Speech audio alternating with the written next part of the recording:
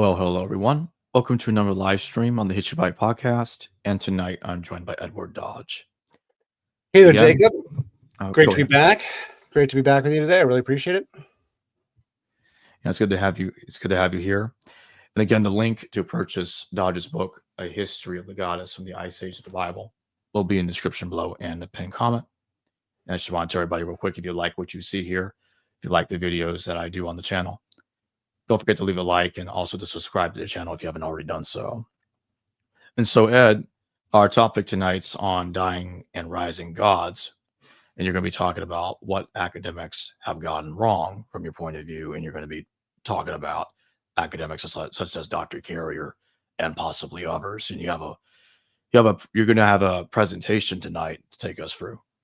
Yeah, so this will be a fun one tonight because I'm actually going to use Richard Carrier's own slide deck on a lecture he gave about the dying and rising gods, which is very good. I want to be clear. It's not like an attack on him. The scholarship is sound and it tracks with the rest of contemporary academia and sort of the conventional wisdom, if you will, in today's academics. I just think that they are missing the most important point of what these stories are all about, which is that it's a genre of literature all about the mother goddess, and that this also tracks with Asherah and the other goddesses in the Old Testament that I also think the academics are completely whiffing on and are really failing to appreciate the depth and how important these traditions really are, and how there is a cross-cultural tradition of the divine mother, who is the mother of the biblical God, and that there's a very robust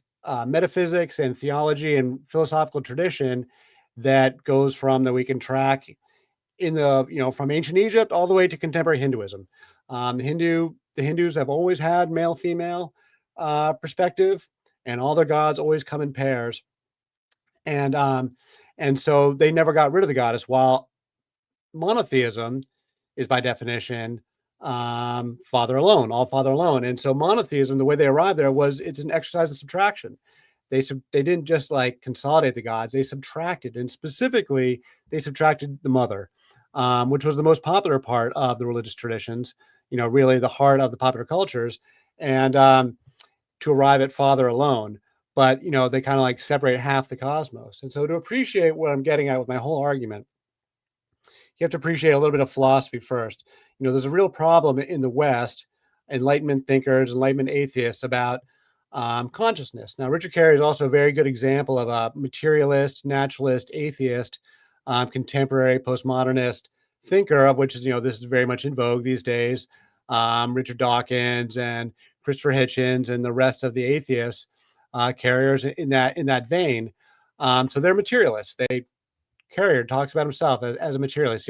They only see the material world and do not think there's anything outside the material world. The problem is there's like gaping holes in this worldview, and one of the big problems they have is consciousness, and they can't reconcile consciousness.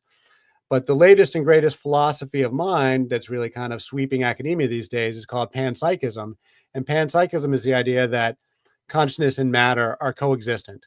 The materialists will tell us that consciousness derives from our brain tissue, but they can't prove it.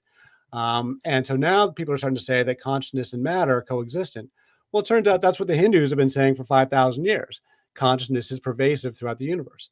And so you get a mind-matter or a mind-body kind of a model for the universe, where the mind, which is immaterial, that's God, and all that God is immaterial, and the material world is the mother. And so the totality of the material world is what these mother goddess traditions are all about. They're about Mother Nature and Mother Earth and agriculture and the turning of the seasons, but it's really a deeper philosophical concept than that, which the Hindus lay out very clearly, which they call it Shiva Shakti. And so God and goddess coexist, mind and matter coexist, and what you end up with is a much more cohesive worldview than what you get when then it's father alone, and then the atheists get it even worse because there's like no cohesion to the worldview at all. So anyway, the idea is that it's mind matter coexistent, and that is the basic cosmology we're talking about, and that the Egyptians understood this. It's with Isis and Osiris, and the modern day Hindus understand it, and lots of other cultures understood it too. So, but it's the monotheists that don't get it, and the Enlightenment thinkers don't get it. Do you have any questions there, or you want to keep going? No, you can keep going. So then these dying and rising, the one thing, all right, so a couple of basic principles about the mother and these traditions. And this is all very explicit in contemporary Shakti traditions in Hinduism. One is the mother is the material world. Two is she's circular. So she's the cycles of life, the cycles of creation and destruction. And so everything that God creates, she will ultimately destroy. So she has power, you know. And third, all the goddesses in all the mythologies, it's very explicit in contemporary Hinduism, but you see it in the other cultures as well. All the goddesses are one goddess. All the goddesses are just refractions of one primeval super goddess who is the mother of the biblical God, mother of El, mother of Allah. And that this is an old theological dispute that was very heated in the era when Christianity was rising and Islam was rising. They had to get rid of these goddesses, and it was a hard sell. People didn't like it. But you can't have a monotheistic, omnipotent God that has all the power and have these goddesses running around who have power of their own. So you have to eliminate these goddesses if you're going to have monotheism. So the elimination of the goddess becomes this central narrative to the entire construction of the Bible and of the Old Testament narrative of arising in monotheism. And that's why I think that scholars like Dan McClellan and Francesca Stavicopolo and Derek Lambert over at Myth Vision, you know, they're looking at all this material and they're failing to recognize that there's this divorce going on and that Asherah is being described as, just the wife of Yahweh, the consort of Yahweh. And they're not getting to the full depth that she is the Israelite mother goddess and that getting rid of her is central to the entire proposition of monotheism. You cannot have these goddesses running around because they're not submissive. You cannot have these goddesses running around if you want to have Yahweh alone or monotheism.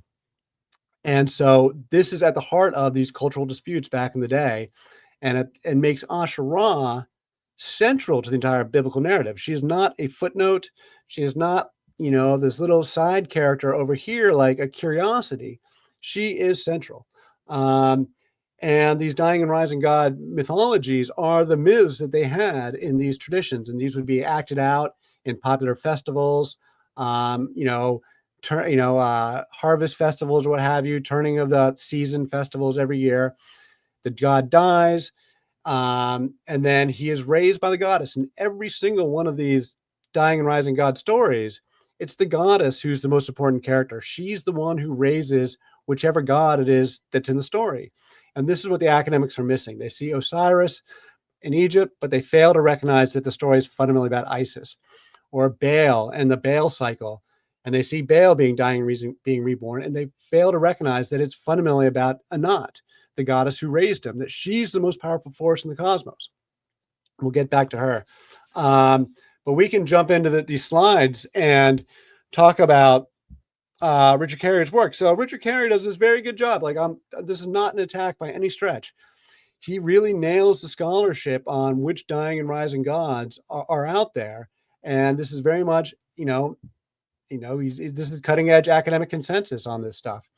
But my critique is simply that the academic field as a whole is missing the most important part. So let me see. So Richard was kind enough to post this slide deck, and he knows I communicated with him. I don't have any background with Richard. I've never really talked to him before.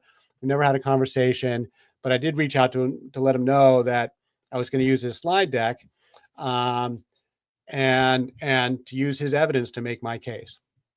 So he's talking about the dying and rising gods here. He says they predate all. I agree with everything on this slide. Predates all writing in every culture. With one, they appear as soon as writing appears. Yep, they're totally old. They're all over the place. Yes, goddess traditions are cross-cultural and, generally speaking, universal, but they don't all have a dying and rising god necessarily, but everybody's got Mother Earth, Mother Nature. Can't date it, prehistoric, yes.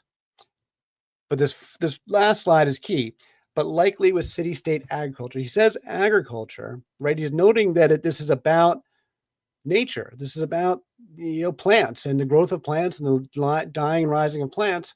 that is the mother goddess. That is what the mother goddess is. It's fundamentally about, these are goddess traditions. Every last one of them is a goddess tradition. And there is a deep and profound theology and philosophy around the mother that contemporary atheists, postmodernists are just absolutely missing. Christians don't want to talk about it for obvious reasons. Muslims don't want to talk about this stuff for obvious reasons. But the Hindus all understand it. They don't have any problem understanding this. There's billions, there's billions of polytheists in the world. Hindus, indigenous animist people, neo-pagans are all over the place. Lots and lots of people understand what I'm saying when I talk about this stuff. But the atheists don't like it, and the Christians don't like it. Yeah, I haven't really studied Asia's got different goddess traditions. Not in India. That's fine. I agree with all this. So the chronology, I have kind of got my own chronology that tracks with this. I don't want to get too hung up on this. But basically, you've got the end of the Ice Age. I think there's a mass extinction event. We can talk about that another time. And then you come into the Neolithic, and I talk about technology revolution. So planting is a technology revolution in the Neolithic, that people start to live in villages. And then you have a Bronze Age shift at 4000 BC that leads to the rise of kings and armies and slavery and warriors. That all begins with the Bronze Age revolution technology shift from 4000 BC. And then by 3000 BC, we're into full dynastic kingship. And then you have the Bronze Age collapse around 1000 BC. And then there's like 300-year Dark Age. And we get into the Iron Age. And that's another technology shift. The shift to steel wipes out all the old Bronze Age powers. A lot of other stuff going on there with the Bronze Age collapse. And then you get into, classical antiquity. All right, so here's a list of all the various dying and rising gods he's got. And to my point, in each one of these stories is actually about a goddess. Osiris is one of the most important ones. Is from Egypt. He goes with Isis. Isis was the most popular deity in the Roman Empire. I cannot emphasize this enough. I've seen Richard in a debate with an Egyptologist seem to completely not appreciate. They were debating, Egypt's impact on early Christianity, and Richard Carrier didn't seem to think that it was much.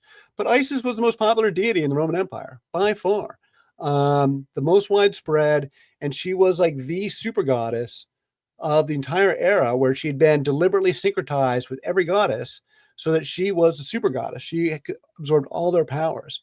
So you can say all goddesses are Isis. In the modern day, you can say all goddesses are Shakti, which is a Hindu terminology. But the point of the Osiris and Isis story is that Isis raises Osiris. She's got all the power.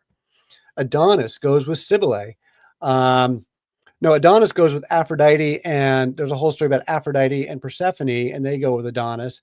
Adonis dies, and they resurrect him, and each one of these would be celebrated in a festival where they die. The god dies one day, and they go through a day of mourning. These are women-led religions.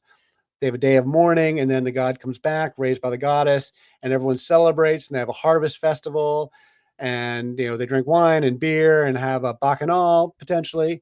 And these are big popular festivals. So Adonis goes with Aphrodite and Persephone. Romulus comes later. Inanna is important because she's one of the few goddesses that she goes down and dies. But then when she comes back, she sends her husband Dumuzi down to take her place, and he becomes the dying and rising god every year. And then Dumuzi later on becomes Tammuz, who is named in the Bible. We know that that's part of the Israelite culture. Tammuz is one of the names of the Hebrew months. We know it's part of their culture, and we know they got rid of it. I don't know anything about Zalmoxis. The ones that are important here, Attis goes with Cybele. He kind of turns into a plant and then, into a tree and comes back. Hercules, I'll come back to Baal. Hercules, his other name is Heracles. He's raised by Hera. Bacchus, Dionysus, he's raised by Demeter. And Dionysus has a lot of stories. So there's not any one single story about Dionysus. He dies and rises a bunch of times in a bunch of different contexts. He was super popular. And super widespread. But Baal is the one that is the other one where I think the academics are just totally whiffing. Because we've got the Baal cycle. Now, Baal is obviously important from a Bible perspective because he's in the Bible and he's the big rival to Yahweh. So for the Canaanites, Baal was their storm god. He was their king of the gods. And he was the incumbent king of the gods when Yahweh came along in the first temple period, and they had a coup. And for a certain group of people, they got rid of Baal and they started following Yahweh and replaced Baal with Yahweh for a certain group of people, that group of Israelites. But they were still pagan in the first temple. They were pagan all the way through the first temple and even into the second temple period. But the Baal story, we get the Baal cycle now that was recently recovered archaeology, in the last century and only translated for the public in the last like 30 years, right, Jacob? I mean, the Baal cycle is very fresh information by, Bible standards. And scholars seem very reluctant to want to tying it to the Bible when it has all the gods and goddesses that we see in the Old Testament: Baal, El, Asherah, Astarte, Anat, Yam, Mot, all these gods that appear in various places in Hebrew culture and in the Bible. And we've got this great story, and yet people are very reluctant to tie it to the Bible. But more importantly, the most important detail is Anat. I have yet to see anyone really dive into Anat, the academics, when she is this crazy wild character who is like Kali. I've got Kali behind me. Anat, they describe her as the Canaanite Kali. She is a goddess of destruction. She has a necklace of freshly severed heads. She's slathered and bathed in blood. She has a belt of human hands. She delights in slaughter. But most importantly, she goes up to El, her father, the God of Israel, El Eloi Israel, the God of Israel. And in multiple stories, every time she approaches El, she says she's going to kill him. She says, "I'll throw you down like a lamb. I'll smash your skull in and make your gray beard run red with gore if you don't give me what I want." And every time he gives her what she wants without questioning it. She is like, how come nobody's talking about this? Like, this is a profound theological question. How can you have the God of the Bible and this goddess going up and repeatedly threatening to destroy him, unless she is this ultimate power in the cosmos? And that's exactly what this formulation of the goddess is. Like Kali, she is ultimate cosmic destruction. So Anat is like this ultimately powerful character, more powerful than the biblical God, which is why she's not mentioned in the Bible. That's a whole other argument. And nobody seems to be grokking this, that like she is the one who raises Baal. She is the one who puts Baal on the throne. She is the most important one. Just as Isis puts, Osiris in his majesty, so does Anat. These goddesses are ultra powerful, and they were very difficult to get rid of. Very unpopular because people like them. I'll pause there for a second, Jacob, if you want to. I'll just keep going. So then Carrier talks about Jesus and talks about how Jesus is another dying and rising God. And he's right. It is another dying and rising God. Christianity is half Jewish, half pagan. And the pagan part is the resurrection. It's the part where, Jesus dies and is reborn. And who's with Jesus at the cross? The three Marys. And what are they doing? They give him a mystery potion that right immediately before he succumbs and dies. Then they take him down off the cross after just a couple hours. They bandage his wounds, they treat his wounds and bandage him and lay him down in the tomb to rest unmolested. And then they carefully revive him a day and a half later. It's the three Marys. They're not just witnesses to the resurrection in my accounting. They're responsible for it. And the way I describe that story, that the three Marys are like central to the resurrection, that they take this man, Jesus, and turn him into a God, is a kind of language and poetry and theology that would have been perfectly understandable to an Isis worshiper in the Roman Empire, that they would have perfectly understood that Jesus is being raised by his mother and by Mary Magdalene, that they're the ones who are responsible for the resurrection. And so that's why you have the Virgin Mary at the heart of Christian traditions. She's there all along. And So, I mean, there's a lot to be said on that. Let's see. Oh, and as far as he's got a bibliography here, here's my contribution to the bibliography. Richard Carrier has clearly not read this book, but I highly recommend to everybody interested in ISIS and what I'm talking about. This is a scholarly book from University Press from the 70s, ISIS in the Ancient World by R.E. Witt. It's an excellent scholarly book. Talks all about how after the city of Alexandria was established, they syncretized Greek and Egyptian religion, and they created all these new synthetic religions. And ISIS became, so they blended Osiris with Zeus to make Serapis, and they blended Apollo with Horus to make their son Harpocrates. But Isis kept her same name, and Isis was systematically syncretized with every goddess in the Mediterranean. Every goddess, Demeter, Astarte, Artemis, all the most important goddesses, Cybele, they were all carefully and methodically syncretized ritually with Isis, so that by the time you get into the Roman Empire, Isis is the super goddess. She is the super goddess of the entire Mediterranean and was by far the most widespread deity in the entire Roman Empire. So this book really, really details all that history, and I can't recommend it enough. So you don't have to take my word for it. But it's out there. If you dig into the Roman records, like more Roman emperors were in the Isis cult than any other cult. You find her traditions everywhere. She was the last goddess to be put down. The last pagan tradition to go away in the Christian era were Isis temples. I mean, they were really, really thoroughly rooted. We can skip through these slides.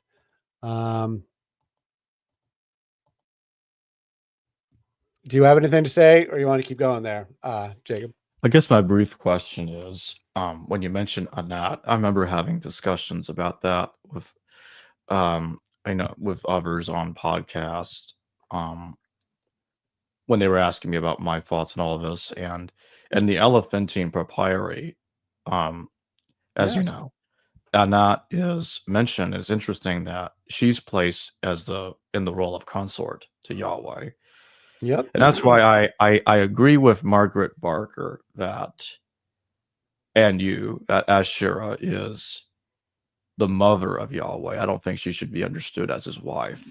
And the Elephantine Papyri makes Anat his wife. So I think that was the real wife of Yahweh. Well, I think you're both right.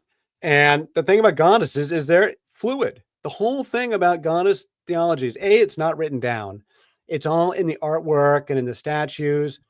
And B, the goddesses are totally fluid with one another. That's why you see them all have very shifting symbolism, or shifting names from all over the place. Goddesses are it's kind of a truism in goddess scholarship that they're hard to pin down. But specifically, you'll get certain triple goddesses specifically that are extremely fluid with one another.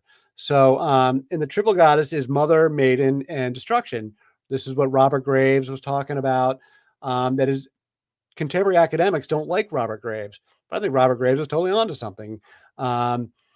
He talks about Mother, Maiden, Crone, but you take it a little farther, it's Mother, Maiden, Destruction. And so you've got this triple goddess motif, of which for the Israelites was Asherah, Astarte, and Anat. These three goddesses are like three goddesses in one, and they have totally fluid identities. And Anat was specifically extremely popular, and she's not always presented in this bloodthirsty fashion. She can also be presented in a beautiful fashion. So you can have Yahweh and his Asherah, or Yahweh and Anat. It's all the same goddess. But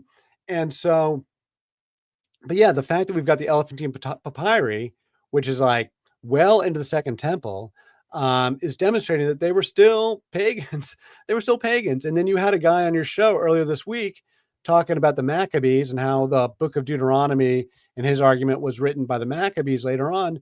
And he made the point that the statue worship had continued all the way through deep into the Second Temple period. And it's not really put down until the Maccabeans, like much later on. And the statues, this is why it's very important when they talk about smash the art, smash the idols. It's because that's how the goddess stories are told in artwork. They're not literate. These are not literate traditions. That's why we don't see them in the written word. The literate traditions all lean towards the patriarchies and the kingship and the law and the gods and the male gods. It's kind of, there's a whole subject we had on literacy versus art. It's a conversation unto itself, left brain, right brain. But all the goddess traditions are generally speaking non-literate, and they're told in the art, and they're fluid with one another. And so, and they're popular. They're extremely popular. And so, yeah. So Yahweh is Anat. Anat was an extremely popular goddess. And what you don't see though is Yahweh and Astarte, because Astarte specifically has a different husband, which is Tammuz, who we also know is in the Greek Hebrew traditions. As we were talking about, it's one of the months of their calendar. So we're pretty confident that Tammuz was there. And Ezekiel mentions the women weeping for Tammuz in the Bible in Ezekiel.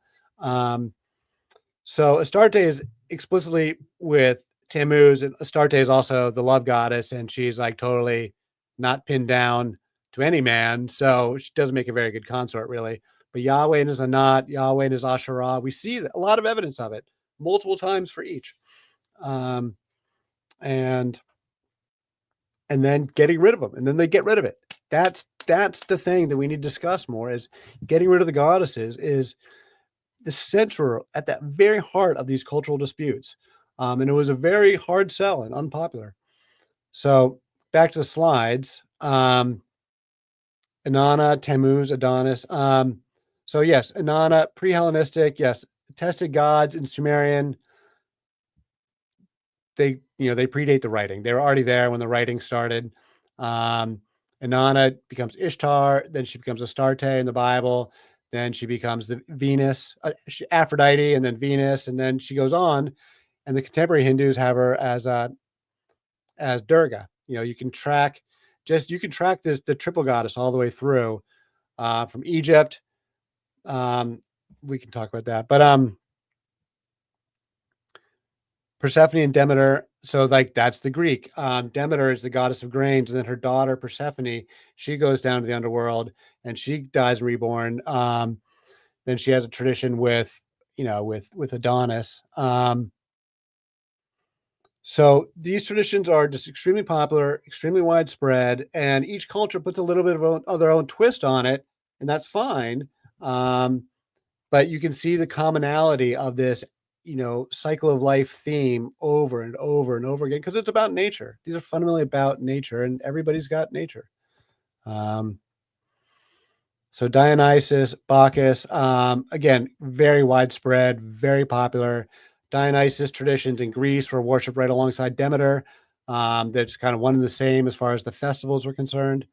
You get these big bacchanal, the big parties, these big, sometimes sexual, big, wild, ecstatic, drugs and alcohol, and ecstatic music and dance. Very popular traditions. So we talked about, Baal and Mot. Third day motif. I agree with him here. It's one of these things you see it with Jesus, and you see it other places as well. Sometimes a third year. Again, there's no central authority to any of these traditions. They're never codified anywhere. Every community can put their own spin on it. It's a little hard to read. But Osiris is, we discussed the most important one, and Osiris and Isis and Osiris are the most important in Egypt. And then I already explained they go on into the Roman era as Isis and Serapis. And, so that the Eleusinian mysteries, which was that's the other thing, these mystery religions, they're not literate. They also have a mystery religion component, where the best secrets are kept secret. And so you would have these rituals, and you would go in and have this dramatic experience inside the mystery tradition, where you basically have, you face your own death, and ritualized death. It probably has psychedelic drugs involved. And then you come out reborn and baptized into a new world where you've faced your death. And so you can be courageous to face life. And that's what these mystery religions are all about. So the Eleusinian mysteries were specific to Greece, But then after Alexandria, they get merged with Isis and they become an export religion, and they do them all over the Roman Empire. They're doing mysteries of Isis, which is the same tradition as Eleusis, but they do it everywhere. But they keep it a secret. They keep it a secret. The child Harpocrates, who is the child of Isis and Serapis, he's typically presented as a baby, putting his, he's the god of silence, the god of secrets, because he puts his, he says, don't talk. And that's how Harpocrates is presented, the child of Isis and Serapis, who's like at the front door of the, temple where you would go in for the mystery religion, because you got to keep it a secret. So they don't tell you what's going on. Inanna and Tammuz, we discussed, he'll die. People will mourn. For the women, especially, will be mourning for a day, and then he's reborn, comes back out. Everybody celebrates, has a big party.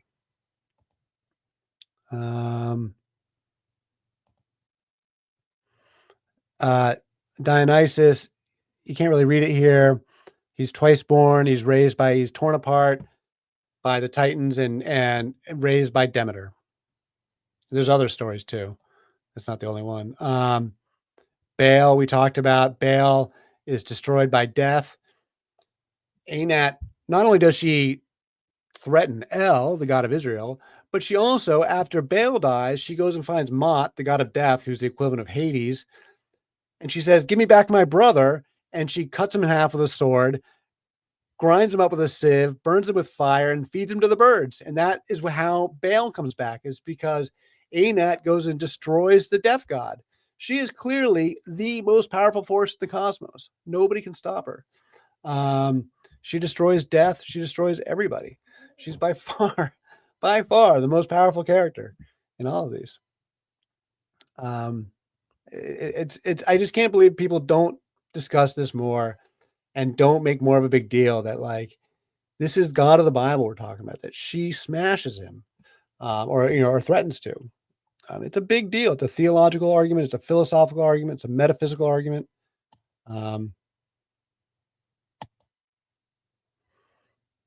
Attis goes with Cybele, the great mother goddess of she comes from Turkey, and that gets imported into the Roman Empire, and was the other most popular goddess, mother goddess besides Isis in the Roman era. And this is a good chance to mention that she's called Magna Mater, right? That's her name, Mater. Mater means mother. Well, Mater is also where we get the word material. Mother is the material world. She is the totality of the material world. In monotheism, we're told the material world is fallen and sinful, and all the stuff that's fun in our flesh world is like bad, and you shouldn't do it.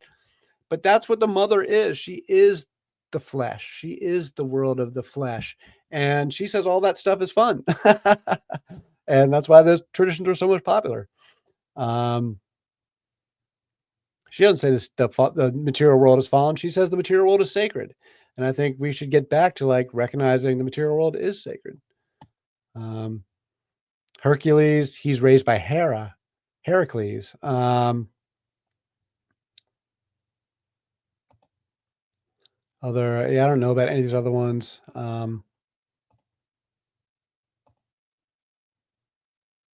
Lots of dying and rising gods.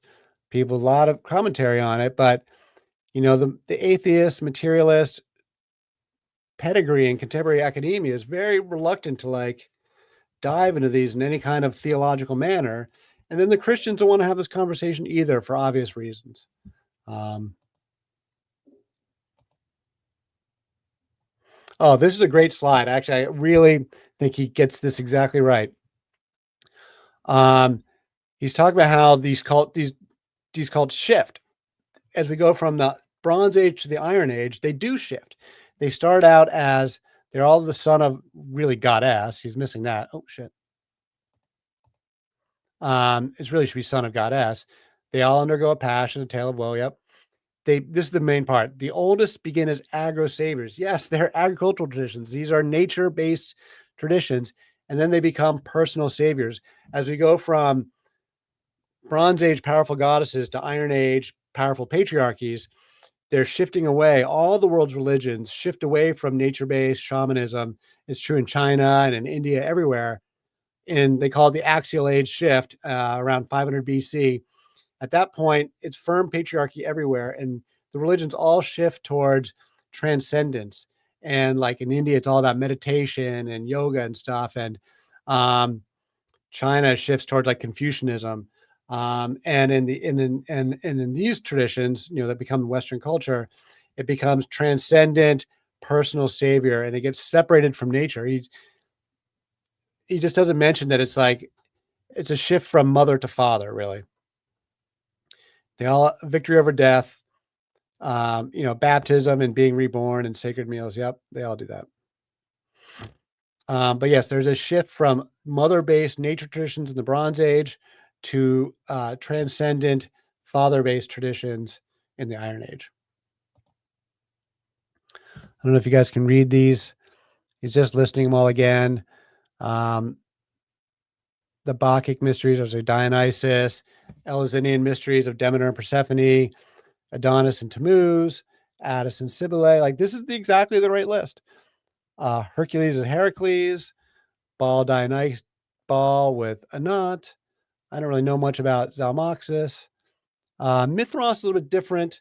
Mithras was a male-only religion that came along later in the Roman Empire. I do believe Mithras, to my understanding, is part of the Cybele cults, but it was for men only, and it's a little bit different.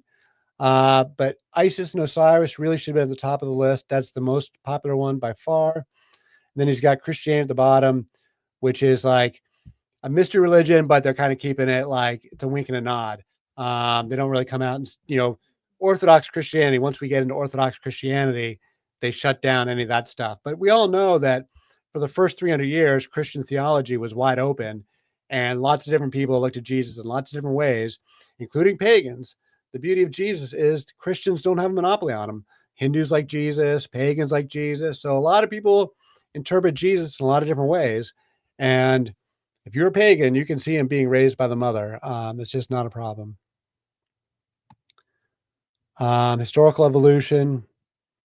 They begin prehistorically as state-sponsored agricultural renewal cults. Yes, i.e., these are mother goddess religions, which were the most popular religions especially in the Neolithic.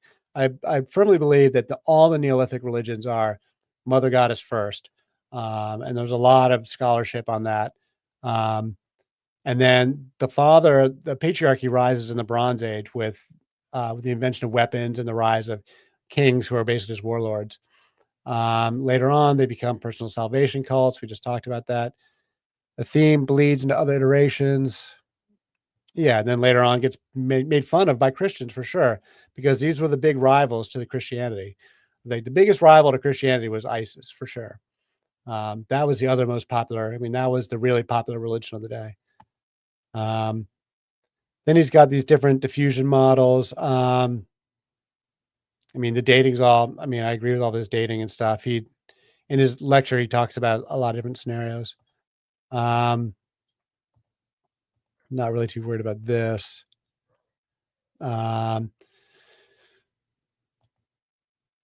Evolution is weird. We can get to a philosophical discussion about free will and consciousness. I could say something on this. I don't want to sidetrack the whole discussion.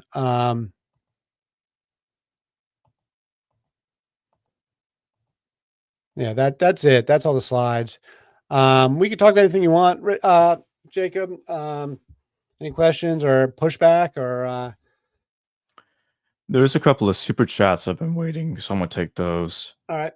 Solar Knight, thank you for your super chat. Would the Rex Nemorensis myth in the Golden Bough be a direct parallel to the Jesus Christ story? Well, I'm not familiar with that specific myth, but the Golden Bough is by Fraser, right? And so, yeah, he's writing all about this mother goddess stuff. And these are all one big, but I'm not familiar with that specific story to comment specifically.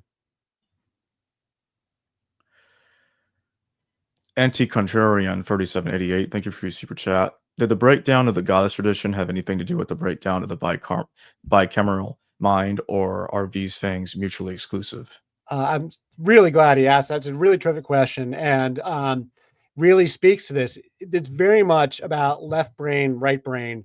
Another book I can recommend is anyone interested in this subject, is The Alphabet and the Goddess by Leonard Shlain. Leonard Shlain's kind of like me. He's not a professional academic. He was a brain surgeon, and he noticed that left brain thinking is all about linear stuff. Writing is fundamentally left brain, and it's linear thinking. And right brain, art and like big picture, like holistic thinking is very right brained. And all the goddess traditions are right brained, and all the literary traditions are very left brained. And he makes this argument that patriarchy follows literacy, that every culture you see, the more literate they become, the more patriarchal they become, and the worse they treat their women. Because the rise of patriarchy goes hand in hand with mistreatment of women, the loss of status for women, and mistreatment of nature. There's a direct correlation between how cultures have treated women and nature, and how much they appreciate the goddesses. And this tracks with left brain, right brain thinking, and it tracks with literacy versus art. And so in the Ten Commandments, when they say smash the idols and smash the art and don't make graven images and just focus on the written word and the law, that's very much about this left brain, pushing your thinking towards left brain ways of thinking. That's why it's kind of hard for us in the West to get our heads around this goddess stuff, because it's not the way we're trained to think, and it's not the way our culture appreciates it. We, in the Enlightenment and in the Western in general, we think consciousness is in our head, and we don't think of the material world as sacred. But if you realize that consciousness and matter are coexistent, which the modern panpsychists are saying, then you can recognize this bicameral aspect, this polar aspect that permeates everything.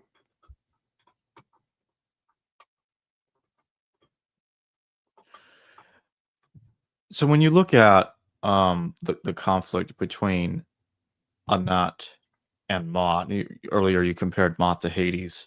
Yeah. Um, do you see, like, basically, I want you, let me rephrase. Could you expand on the rivalry there and how that's connected at all with Yahweh's rivalship with Baal? All right, so a couple things. I think that Baal, Yam, and Mot in the Baal cycle are equivalent to Zeus, Poseidon, and Hades for the Greeks. I think it's just renamed with the same gods. And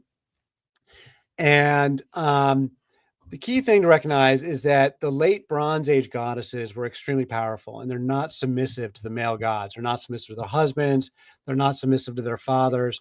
And they reflect the old patriarchies where women were not submissive, the old matriarchies, because the bloodlines are tracked to the mothers. You don't have to constrain women's sex lives. Women have property rights and all this stuff. So in the Iron Age, they reordered the god. The Hebrews get rid of the goddess altogether. The Greeks reorder the goddesses to make them submissive to Zeus.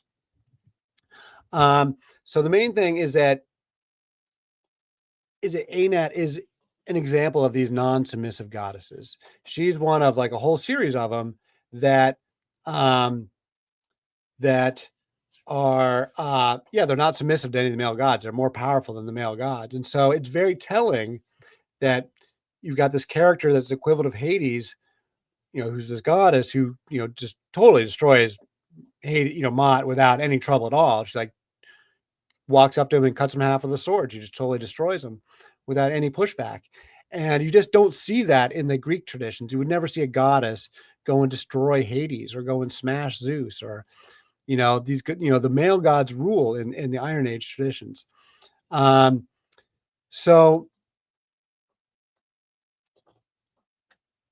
I mean, I think that's the main thing that Anat is telling us, is that that's demonstrating that she's the most powerful force in the cosmos, because she represents cosmic destruction. And as far as the rivalry with Yahweh and Baal, or Baal, to become king of the gods, you got to defeat your rivals, right? So Baal had to defeat Yam to become king of the gods. Zeus had to defeat Kronos to become king of the gods. Every king of the gods, you got to defeat a rival. Marduk has to defeat, what's her name? In Tiamat. Tiamat, right, in the Baal cycle.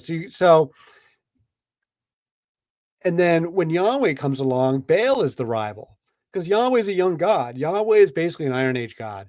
There's a little bit of examples of him in the Bronze Age, but he's a minor tribal god if he was around really at all in the Bronze Age.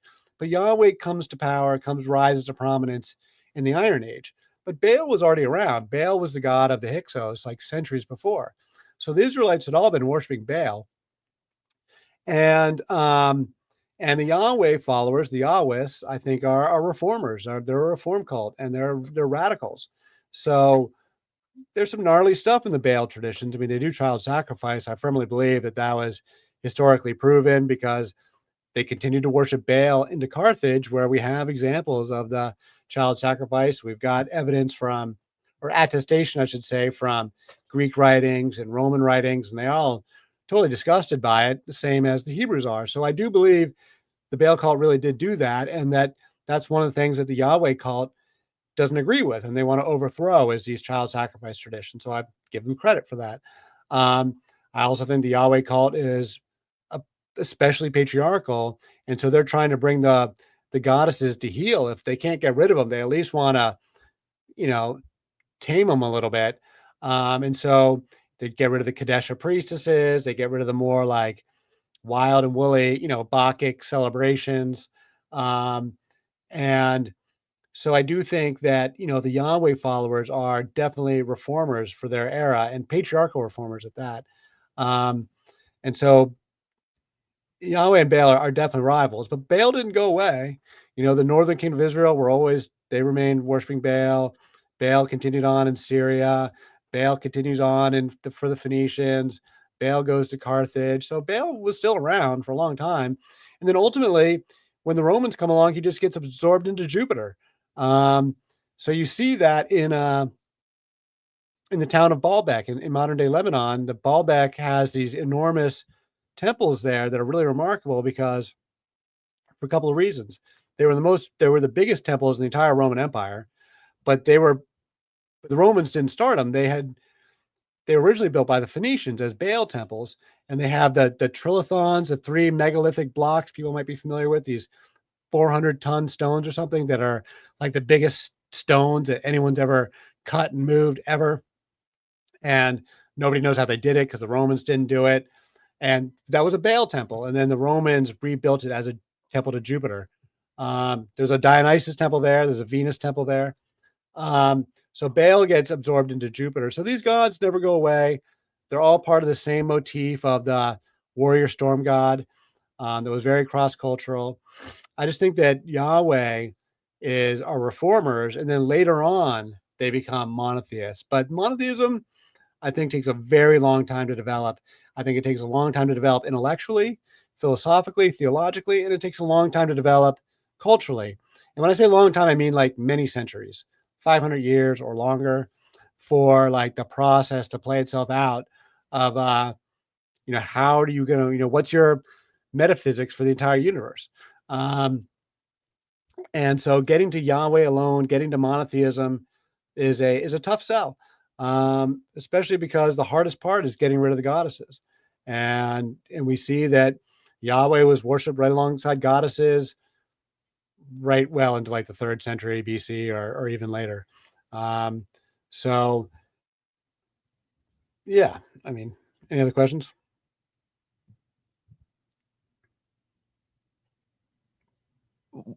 So what do you think is, could you expand on what you were saying earlier about why do you think scholars, in your opinion, are having a hard time seeing this? What do you Oh think? yeah, thank you for asking that. I think it's totally ideological, frankly. These ideas were popular in the 20th century with scholarship. I mean, the goddess studies really kick off with the discovering of Minoan Crete around the turn of the 20th century. And it really, because there's all this fabulous art in the mosaics there of these goddesses and of these bare-breasted women and all these women doing all this stuff.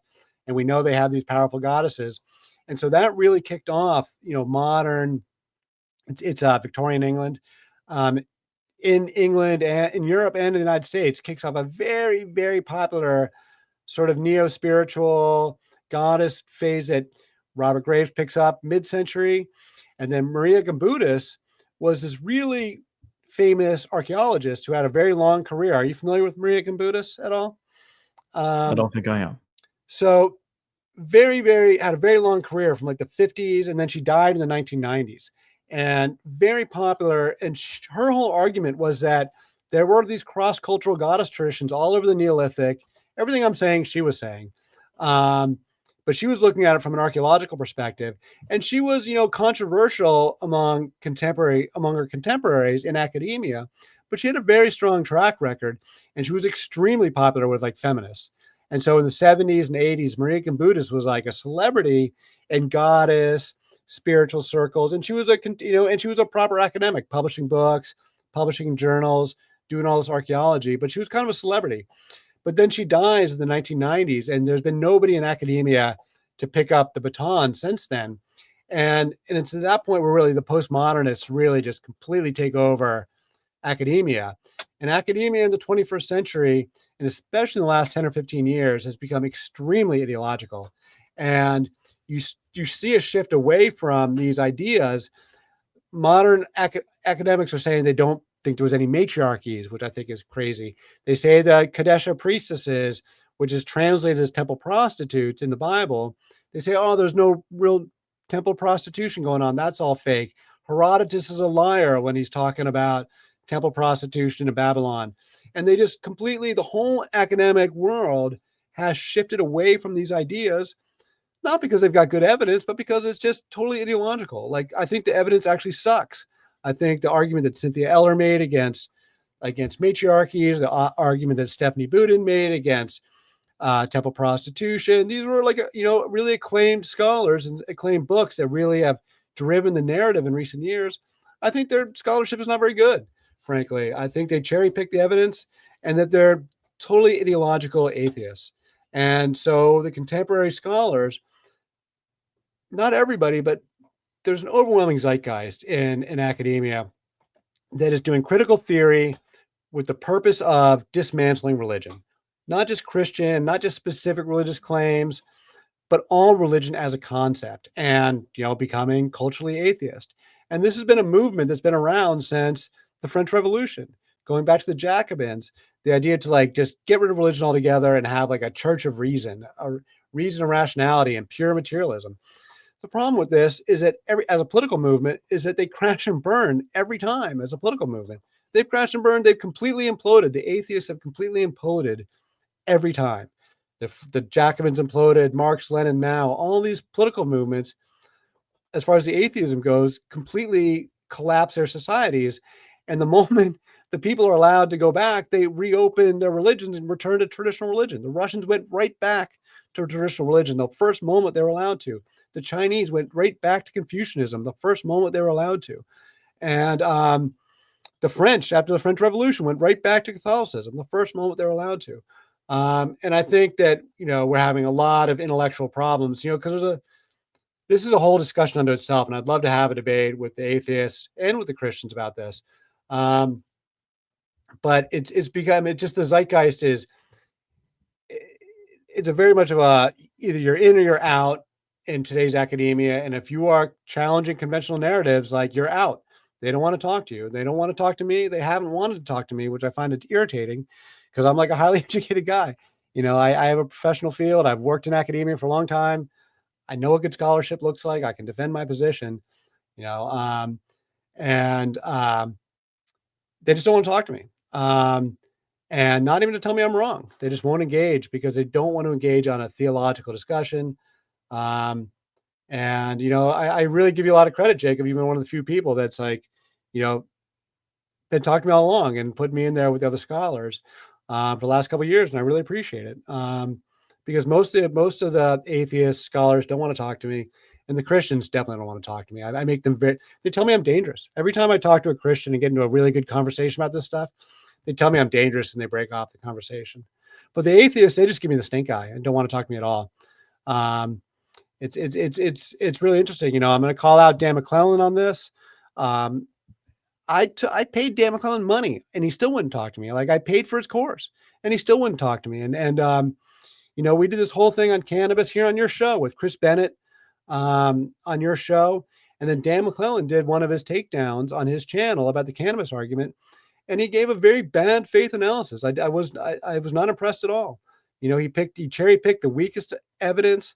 He did not do a complete discussion. He only picked one of the Bible verses, not all 5, and the weakest bit of analysis, and then just dismissed the whole thing with a wave of his hand. And you see a lot of that in academia. They dismiss all sorts of stuff. They dismiss free will with a wave of their hand. They dismiss thousands of years of people's spiritual experiences. They just dismiss it like as though it doesn't matter.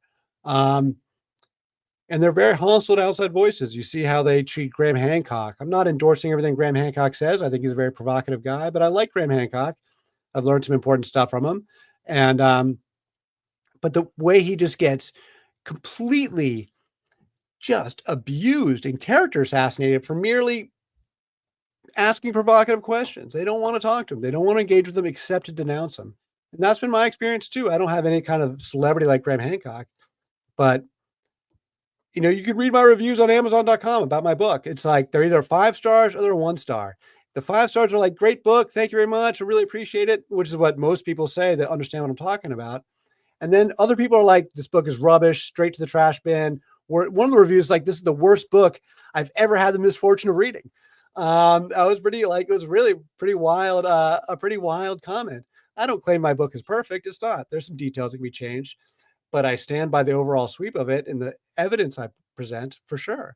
But it's just a very polarized response to these goddess stuff in contemporary academia. They're very hostile to it. I didn't go to it. It was an online academic conference about Robert Graves, like a 3-day thing. And the whole thing was just naked hostility towards Robert Graves and everything he ever said and how much of a problem Robert Graves has been for contemporary academia. Like, I was really shocked, actually, and taken aback by the attitudes. It's really interesting. But you see it all over the place. It's not just in these, all across academia, extremely ideological stuff on every hot button issue. There's a few more super chats I'd like to take real quick before we close. Shroom Cowboy, thank you for your super chat. He said it's puff pass. Okay. Hey, cannabis is there. Plant medicine is central to these goddess traditions. Plant medicine, transgender people, nature, sex and drugs. It's all central to these traditions. And so, yeah, cannabis is there. Cannabis is there in the Bible.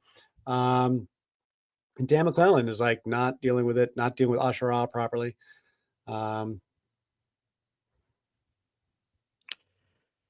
Sidebottom, thank you for your super chat. What is the relationship of cannabis to religious experience of the goddess, if any? Man, you got to read my book. I talk all about it. The interesting thing about cannabis relative to the other plant drugs, plant medicines, is that cannabis isn't just a medicine, it's also a fiber. And it's an extremely important fiber in the ancient world because it was the longest and strongest and most durable fiber. So everything industrial, they're using hemp for. Shipbuilding, bow and arrows, ropes, building temples. And goddesses do weaving. That's one of the things that goddesses do. Asherah is a goddess of weaving. And so they definitely knew about they definitely knew about cannabis. Cannabis actually has a very strong role. It's an aphrodisiac. So it induces sexuality. It's very much rooted in sex, drugs, and rock and roll. And also these fibers that would wrap the newborn and the corpse. They would use hemp fibers to bury the dead. That's a long-standing tradition in China and in Judaism. You bury the dead in hemp. It's deeply rooted in these life and death traditions. Solar Knight, thank you for your super chat.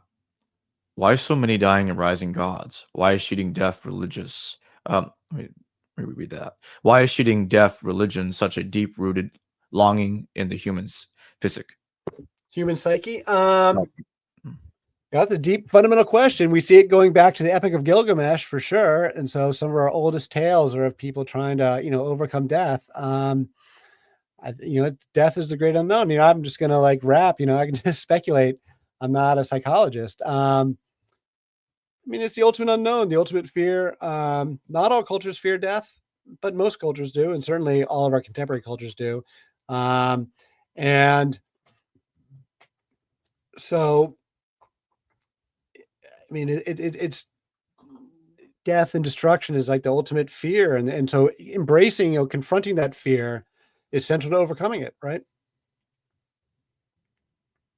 That's why I like having Kali on the wall. Like, it reminds me to like meditate on death all the time, and it encouraged me to live life. Shroom Cowboy, thank you for your super chat. Would you smoke hash with Jesus, the bread of life? I definitely would smoke hash with Jesus for sure. If I had the chance to smoke hash with Jesus, count me in. Well, again, everybody, the link to purchase the book, A History of the Goddess, will be in the description below in the pinned comment, including to Ed Dodge's YouTube channel and his Substack.